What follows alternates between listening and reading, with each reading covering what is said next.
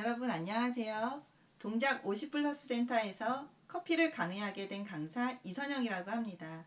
코로나19로 인하여 센터에서 강의하던 수업들이 비대면으로 바뀌게 되었고 저 또한 이렇게 여러분들을 온라인으로 찾아뵙게 되었습니다. 코로나19 때문에 커피를 좋아하시는 많은 분들이 카페에 가셔서 커피를 즐기실 수 없는 상황이 만들어지게 되었고요. 그리고 집에 머무는 시간이 길어지면서 직접 커피를 내려서 드시는 분들이 많이 느셨는데요. 이 커피 어떻게 우리 손까지 오게 되었을까요? 그리고 어떻게 하면 내 입에 맞는 맛있는 커피를 고를 수 있을까요?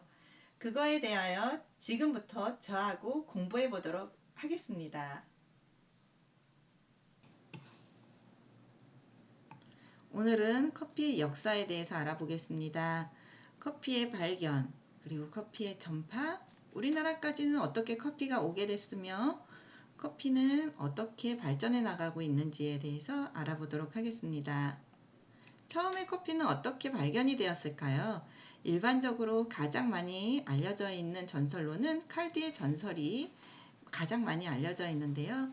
6세기경에 에티오피아의 목동이었던 칼디가 평소에 가던 곳보다 조금 더 높은 지대로 염소들을 데리고 올라갔다고 합니다. 거기에서 그동안 보지 못했었던 빨간색 열매를 염소들이 먹고 막 날뛰는 모습을 보고요. 저게 뭐길래 쟤네들이 저렇게 날뛰지 하고 이 칼디도 따서 먹어보았다고 합니다. 그러니까 신기하게도 기분이 막 좋아졌다고 하는데요. 이 칼디가 이 열매를 따가지고 수도사에게 가지고 갑니다. 그래서 수도사에게 본인이 경험한 거를 얘기를 해주고요. 수도사도 그 열매를 먹고 나서는 칼디와 마찬가지로 기분이 좋아지는 신기한 경험을 하게 되고요. 수도사는 이 열매를 인간의 마음을 어지럽히는 사탄의 열매다라고 해서 불길에다가 집어 던졌다고 합니다. 그랬더니 그 전에는 느끼지 못했었던 커피의 고소한 향이 방 안에 퍼지게 됐고 그래서 커피를 볶아 먹게 되었다라고 하는 얘기인데요. 정말 전설 같죠? 과학적으로 보았을 때는요. 지금이야 농사를 짓기 때문에 많은 농작물이 풍요롭지만요. 예전에는 먹을 것뿐만 아니고 커피도 굉장히 귀한 열매 중에 하나였겠죠. 그래서 적은 양을 가지고 많은 커피를 추출하기 위해서는 볶아서 부피를 팽창시켜야 했고 이렇게 되면 물이 들어가서 커피 성분을 많이 뽑아낼 수 있는 구조로 바뀌게 되기 때문에 커피를 볶고 분쇄해서 커피를 내려 먹게 발전이 되었을 거라고 과학적인 추측을 하고 있습니다. 이렇게 에티오피아가 원산지인 커피는 에티오피아가 예멘을 공격하면서 예멘으로 건너가게 되고요. 예멘에서 최초로 경작이 시작이 됩니다. 처음에는 카페인 성분 때문에 약용 그리고 먹을 게 없어서 곡식과 같이 식용으로 사용이 되다가 이슬람 문화권으로 가서 비로소 음료로 발전이 되게 되는데요. 이슬람 문화권에서는 술을 못 마시게 금지시하고 있기 때문에요. 술을 대체할 만한 어떤 음료가 필요했었고 카페인 성분을 가진 커피가 이슬람 문화권에서 널리 퍼지게 된 이유이기도 하죠. 그래서 이슬람의 와인이라고 붙을 정도로 이슬람 문화권에서는 커피가 급성장하게 됩니다. 이랬던 커피는 베니스 무역상들에 의해서 유럽으로 처음으로 소개가 되게 되고요. 로마로 갔을 때, 유럽으로 갔을 때 커피는 이교도의 음료라고 해서 이슬람 문화권에서 온 이교도의 음료라고 해서 못 마시게 금지시키고 배척을 했었는데요. 사진에서 보시는 클레멘트 8세 교황이 커피를 너무 좋아해서 커피에 세례를 주게 되었고요. 이교도의 음료라고 배척되던 커피가 유럽에 널리 전파될 수 있는 공을 세우게 됩니다. 유럽으로 퍼져나간 커피는 초기 유럽의 계몽주의 사상과 함께 발달하게 되는데요. 영국에서는 1650년 첫 커피 하우스가 생기게 되고요. 개혁과 혁명의 장소로 활용이 되게 됩니다. 런던의 신사들은 가십, 패션, 시사, 정치, 스캔들, 철학, 자연과학 이렇게 모든 분야에 대해서 이야기하기 시작을 했고요. 또한 영국에서 기준으로 그 당시 기준으로 커피값이 1페니만 있으면 누구나 커피하우스의 입장에서 논쟁에 참여할 수 있게 되었기 때문에 커피하우스는 민주적인 특성에 또한 영향을 끼쳤다고 합니다. 그런데 이 당시에 커피하우스는 남자들만 출입이 허용이 되었대요.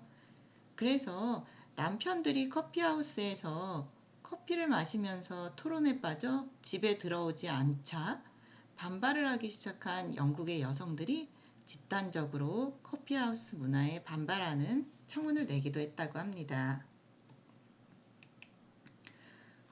프랑스를 보도록 하겠습니다.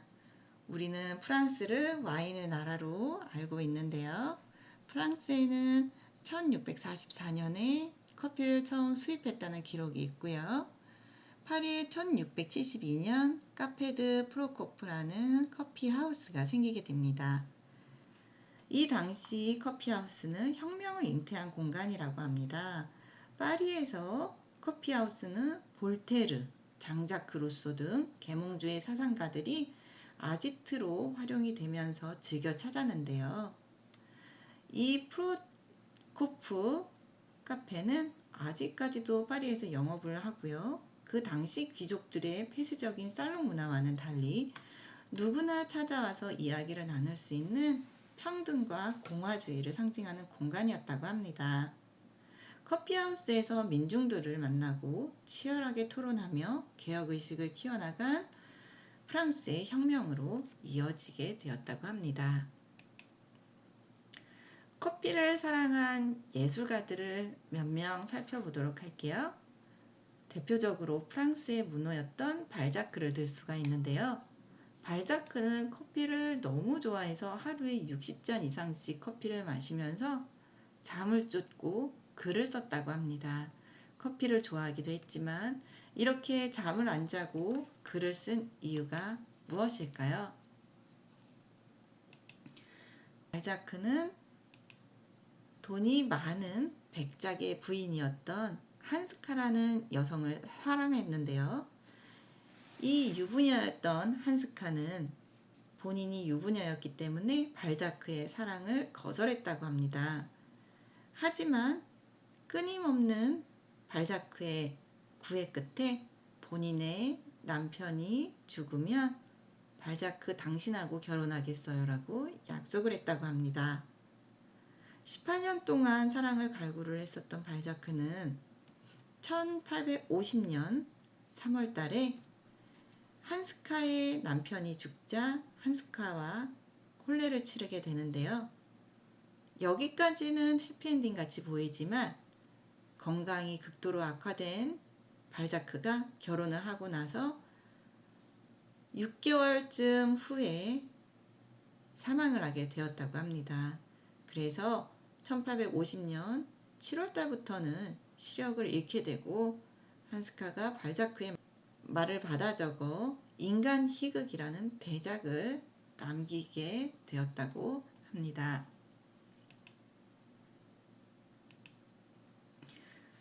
우리가 잘 알고 있는 베토벤.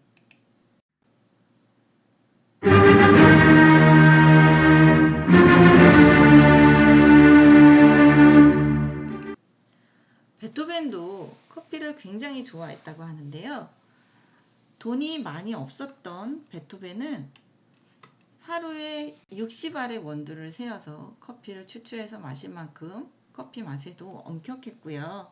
커피를 좋아해서 돈을 아껴 생활비를 아껴서 원두와 분쇄기를 구입할 정도로 커피를 굉장히 좋아했다고 하는데요. 한 명의 친구가 오면 120알의 원두를 세고 또 두 명의 친구가 오면 본인까지 해서 3잔의 커피를 내리기 위해서 180알의 커피를 세어서 커피를 추출했다고 합니다. 커피는 미국으로 가서 아메리카노라는 메뉴를 만들게 되는데요. 어떻게 아메리카노라는 이름이 붙어지게 되었을까요? 영국의 식민지였었던 미국은 영국에서 차를 수입해서 마셨었는데요.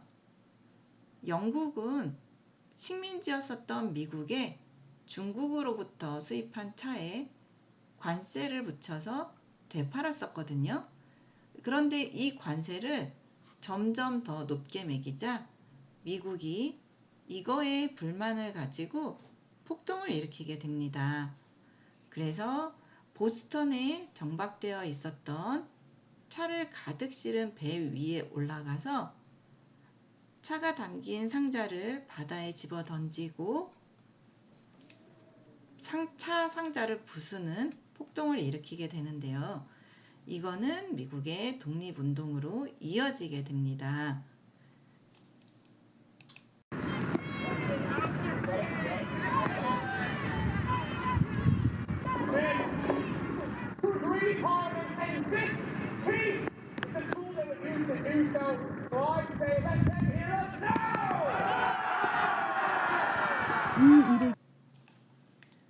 네, 이렇게 차를 안 마시기 시작하면서 영국의 홍차를 수입해서 마시던 차를 안 마시게 되면서 그것을 대체할 만한 음료가 필요하게 됐고요.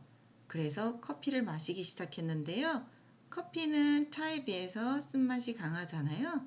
그래서 물을 희석해서 연하게 마시게 된 게 아메리카노라는 메뉴가 탄생되었다고 합니다.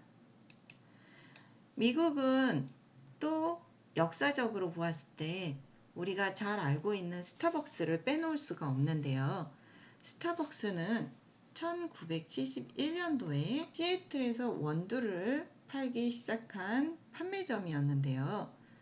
1980년대에 하워드 슐츠가 경영에 참여를 하게 되면서 지금과 같은 세계적인 기업으로 성장을 하게 되었습니다. 이 스타벅스가 지금 사진에서 보시는 게 시애틀에 있는 스타벅스 1호점인데요. 스타벅스는 급성장을 하면서 2019년도에 미국 시카고에 세계에서 가장 큰 스타벅스, 사진에서 보셔도 으리으리하죠? 이런 스타벅스 매장이 오픈이 되었다고 합니다. 우리나라의 역사를 보겠습니다. 우리나라는 1830년대에 커피가 프랑스 신부들이 들어오면서 선교사들이 들어오면서 가지고 들어왔을 거라고 추측하고 있지만 기록에는 남아있지 않습니다. 1861년 베른의 주교 문서에 보면 커피가 조선에 들어온 최초의 기록이 있고요. 커피는 한자로 음역되어 가베다 혹은 가비다라고 불렸다고 합니다. 명성황후가 시해되던 을미사변 이후에 본인의 목숨 또한 위태로울 거라는 신변의 위협을 느낀 고종황제가 러시아 공사관으로 피신을 간 사건이 아관파천이라고 하는데요. 이 아관파천 당시에 고종황제께서 러시아 공사였던 베베르를 통해 커피를 전해 마셨다고 합니다. 고종황제는 서양 문물에 대해서 개방적이었고 관심도 많은 분이셨는데 음식과 커피 또한 좋아하셨다고 해요. 그래서 정관헌이라는 건물을 덕수궁에 지으셔서 이곳에서 커피를 즐기셨다고 합니다. 정관헌은 로마네스크풍의 서양식 건물로 우리도 분위기 좋은 카페에 가서 커피를 마시고 싶어 하는 것처럼 고종황제도 서양식 건물을 멋지게 지어서 커피를 즐기셨나 봅니다. 이 정관원은 지금도 덕수궁에 남아 있어요. 여러분들 날씨가 좋아지고 코로나가 좀 잠잠해지게 되면 덕수궁에 방문하셔서 정관원을 한번 찾아보시기를 권해드립니다. 이 당시에는 커피를 서양에서 들어온 국물이라 하여 양탕국이라고 불렸다고 합니다. 우리나라 최초의 커피하우스는 손탁 호텔에 지어졌는데요. 손탁은 손탁이라는 여사의 이름입니다. 러시아 공사였던 베베르의 처형이었던 손탁 여사가 성격이 쾌활해서 외국에서 사절단이 오면 외교관의 역할도 했고, 고종 황제가 서양 음식이 먹고 싶다고 하시면 서양 음식을 만들어서 대령할 정도로 많은 역할을 차지를 하고 있었는데요. 그래서 고종 황제가 손탁 여사에게 그 공을 세워주기 위해 손탁 호텔을 지어주게 되었고, 그 호텔의 1층에 커피하우스가 최초로 들어가게 됩니다. 우리나라의 커피 역사에는 고종 황제와 함께 얽혀있는 슬픈 역사도 있는데요. 한일합방이 되던 때 고종 황제의 만수절 생신이셨대요. 이때 고종 황제는 한일합방도 되고 본인의 생일이시기도 하시니까 연회를 여셨겠죠? 이때 러시아와의 통상에서 거액을 착복한 김옥록이라는 사람이 있었어요. 이 사람은 천민 출신이었는데 러시아 통역관으로 일했었다고 합니다. 이 사람이 그동안 러시아와의 통상에서 거액을 착복을 해서 만약에 한일합방이 되면 본인의 목숨이 위태로워질 거라는 걱정을 하게 되고 고종 황제의 암살 계획을 세웁니다. 그래서 고종 황제가 마시는 커피에 다량의 아편을 타게 되는데요. 이 커피를 마신 고종 황제는 다행히도 커피의 맛이 이상한 거를 감지하시고 뱉으셔서 문제가 없으셨다고 하는데, 고종 황제의 아드님이셨던 순종께서는 모르고 이 커피를 마시시고 시력이 멀고 이가 빠지시고 정신 착란 증세를 일으키는 후유증을 가지게 되셨다고 합니다. 6.25 전쟁 때 미군이 주둔하면서 원두커피와 인스턴트 커피가 부대를 통해서 빠져나오게 되고 일반 대중들에게 퍼지게 되었다고 합니다. 1945년 서울에 60개 정도 불과했었던 다방은 1950년대에 1200개로 늘 정도로 커피는 기호음료로 자리 잡게 되었고요. 경제가 고도성장을 이룬 1970년대에는 생활이 넉넉해지시면서 커피를 즐기는 사람도 늘어났다고 합니다. 그리고 동서식품이 1970년대에 국내 최초의 인스턴트 커피를 생산하게 되고 각 가정에서 모두 다 커피가 쉽게 마실 수 있게 보급되었습니다. 그리고 1988년에 서울 올림픽이 열리면서 압구정동에 첫 원두커피 전문점이 만들어지게 되고요. 테이크아웃 방식도 등장을 했습니다. 여러분들 젊으셨을 때 자판기 커피 드셔보셨나요? 꽤 많은 자판기 커피를 이용을 했었는데요. 지금은 이 자판기 커피 예전보다 쉽게 찾기 어려워졌죠? 그리고 지금은 자판기에서도 원두커피나 캡슐 커피를 판매하는 것들이 등장을 했어요. 이렇게 우리나라의 커피가 인스턴트 커피에서 원두커피의 시대로 변하게 됩니다. 예전에 이렇게 깡통에서 원두커피를 한 2스푼, 3스푼 정도 넣고 전기 코드를 꽂으면 커피를 내려서 먹었었던 그런 시절이 있었죠.